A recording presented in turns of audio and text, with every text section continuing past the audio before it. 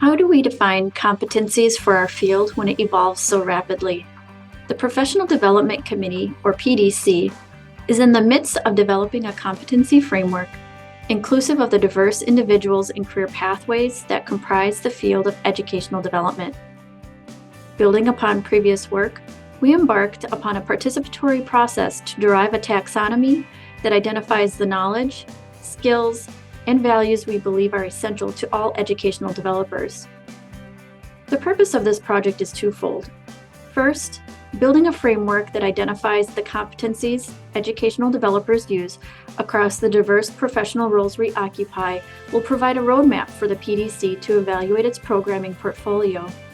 Secondly, and more ambitiously, such a framework can be used more broadly in the ongoing effort to define our emergent, highly interdisciplinary field.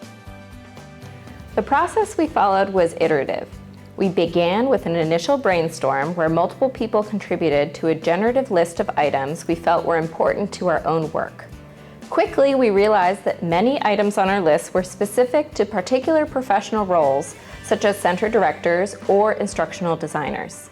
Because our goal was to come up with a framework that would guide PDC programming, and PDC serves educational developers in all roles, we moved job-specific items to a context-dependent category. That doesn't mean that these aren't important, simply that they aren't universal. In our brainstorm, we found that it was important for us to name many of the products of our work in order to get the underlying knowledge, skills, and values.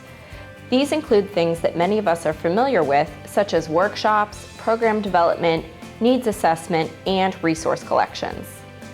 Similar to the context-dependent category, we placed these items in a products created category. That enabled us to group the remaining items into categories using the knowledge, skills, values framework that we sometimes use in curriculum development. We went through multiple iterations discussing the placement of various items and using surveys to distinguish among them. We ask you to engage in a community validation of our emergent framework by taking the same survey we did.